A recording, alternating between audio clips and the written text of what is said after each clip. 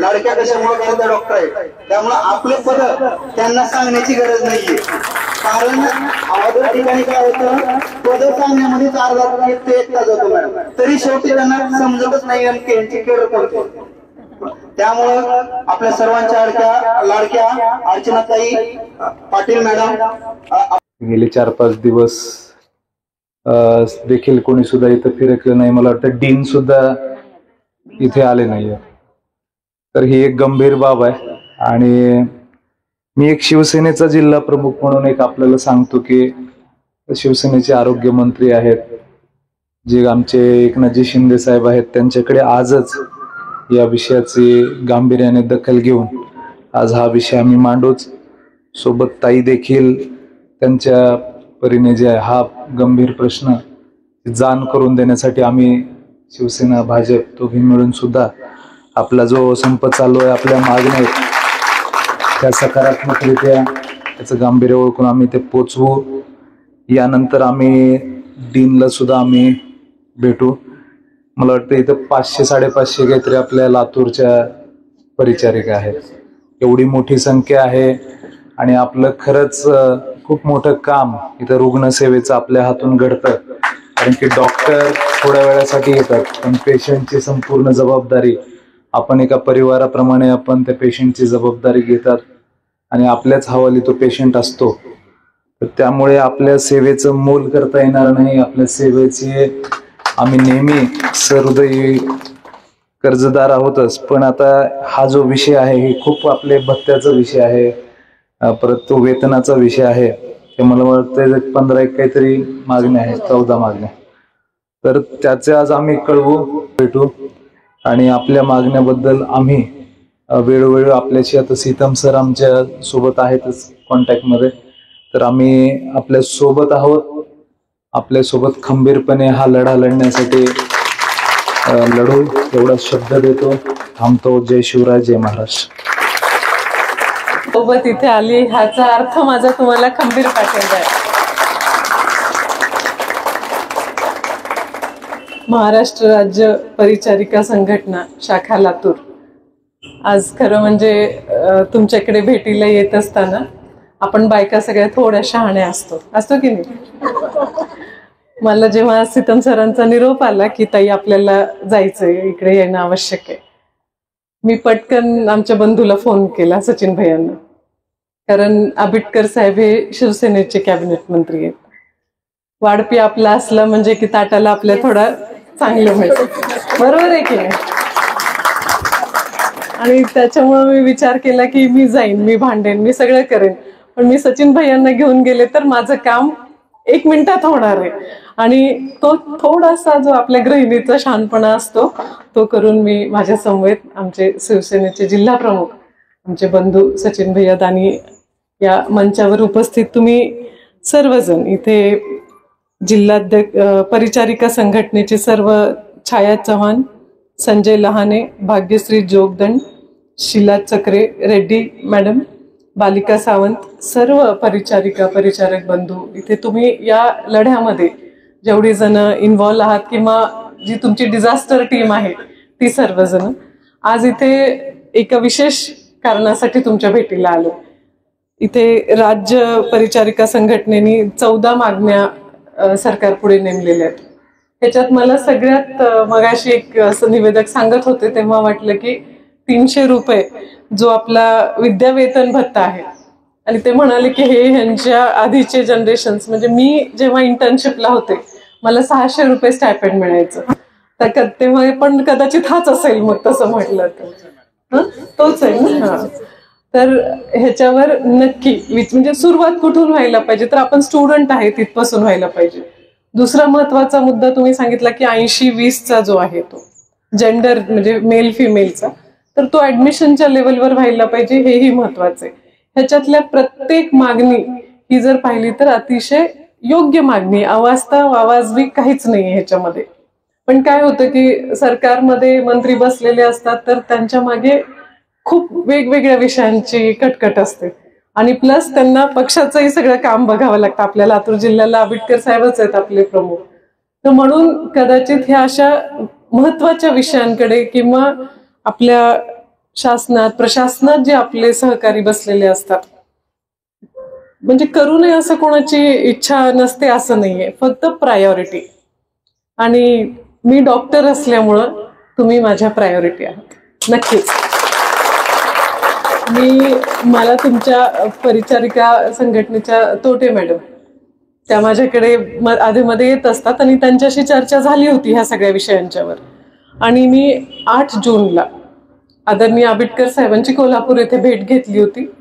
सचिन भाईंनीच माझी अपॉइंटमेंट करून दिली होती. खूप वेळ चर्चा झाली आणि भाऊंना मी एक माझं मी पत्र जे आहे ते मी सीतमजींना पाठवते, ते तुम्हाला दाखवतील. मी माननीय मंत्र्यांना जे 8 जूनला पत्र दिले, ह्या मागण्या मला वाटतं बऱ्यापैकी मी कव्हर केल्यात त्याच्यामध्ये, आणि त्या प्रत्येक मागणीवर त्यांच्यासोबत चर्चा झाली होती. पण माझ्या मागणीमध्ये ही 300 रुपये विद्यावेतनाची मागणी नव्हती, कारण तो विषय माझ्या निदर्शनास आला नव्हता. मी तुम्हाला नक्की हे सांगेन की ह्या ज्या मागण्या आहेत, परत आता बसून मी आणि सचिन भैया आम्ही परत एक नवीन रिप्रेझेंटेशन तयार करतो. सॉरी, पहिले सांगते मी की काय झालं त्या मीटिंगमध्ये. आंबेडकर साहेबांशी व्यवस्थित चर्चा झाली, सगळं त्यांनी सकारात्मक त्याच्यावर त्यांचा रिस्पॉन्स होता, आणि त्यांनी मला सांगितले की ताई आपण अधिवेशनानंतर भेटूया ह्या विषयांवर. त्यांनी माझं पत्र घेतलंय, त्याच्यावर नोटिंग केलेली आहे, पण मला असं वाटलं की आपण एवढ्यावर थांबायला नको, म्हणून मी तिथून परत मुंबईला मी जाणारच होते. मी परत आदरणीय देवेंद्रभाऊ फडणवीस आपले मुख्यमंत्री त्यांच्या नावाने पण त्या सर्व मागण्यांचं पत्र तयार केलं, आणि त्या मागण्याही आदरणीय देवेंद्र भाऊंना, म्हणजे तुम्ही आत्ता संप करताय, मला क्रेडिट घ्यायची सवय नाहीये, म्हणून मी ते ऑलरेडी मी त्या कामावर लागलेली आहे. आणि आज जेव्हा मला सीतमजींनी सांगितलं तर माझा पहिला रिस्पॉन्स होता की अरे आपण हे करतोच आहे ना ऑलरेडी. पण कदाचित शासन दरबारी माझा पाठपुरावा कमी पडला असेल, की आपण पाठपुरावा नाही केला म्हणून तुमच्यावर ही वेळ आली आहे. त्याबद्दल मी अगदी दिलगिरी व्यक्त करते तुमची, की मी जर कदाचित ह्याच्या आधी व्यवस्थित पाठपुरावा केला असता तर आता ही तुमच्यावर वेळ आली नसती. पण नेव्हरदलेस मी आणि सचिन भैया आम्ही मिळून आता आंबेडकर साहेबांच्या घरी ठाण मांडून बसणार आहे, ह्याच्यावर काहीतरी करा म्हणून. ह्याच्यामध्ये तो गणवेश भत्त्याचा पण विषय मी त्यांना ते पण सांगितलं.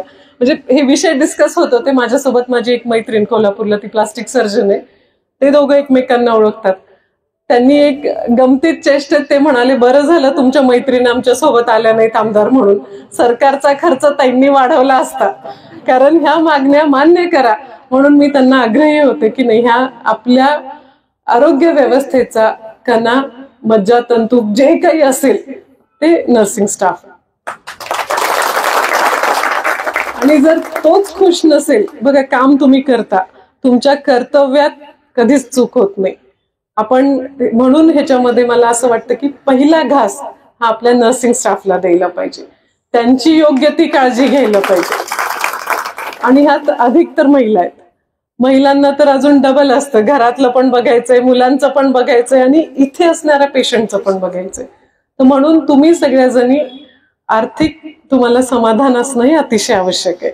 आणि मी तुमच्या या सर्व मागण्या परत रिपीट करणार नाही, पण या मागण्यांचा शासन दरबारी माझ्या कॅपॅसिटीमध्ये, मी ह्या कॅपॅसिटी ह्या शब्दाला अंडरलाईन करते, पण माझ्याच्याने जे म्हणून शक्य असेल अगदी इमाने इतबारे 100% तुमच्यासाठी मी तुमच्या मागण्या घेऊन, कारण आम्ही दोघं जण तुमचे मेसेंजर आहोत, पोस्टमॅन आहे आम्ही इथे. मी कुठल्याही, आम्ही दोघंही राजकीय कॅपॅसिटीत आलेलो नाहीये, फक्त आणि फक्त मानवतेच्या भावनेतून.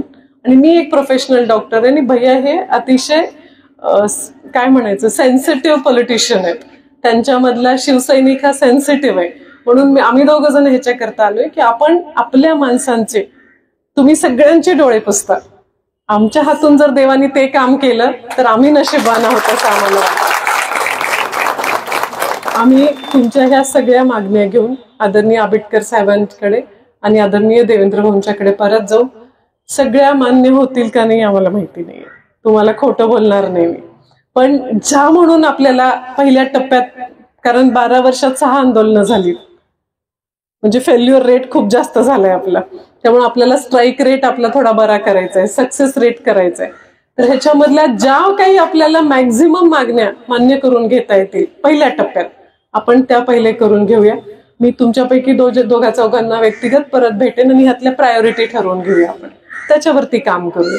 ऑफकोर्स सगळ्या मागण्या आपण मांडूया. कदाचित आपल्याला न होणारी वाटलेली मागणी सर्वात पहिले होत असते, पण आपल्यालाही माहिती आहे की सरकारमध्ये काम करत असताना त्यांच्याही अडचणी असतात. त्यामुळे आपण ती गोष्ट गृहीत धरून आपण याचा फॉलोअप घेऊया.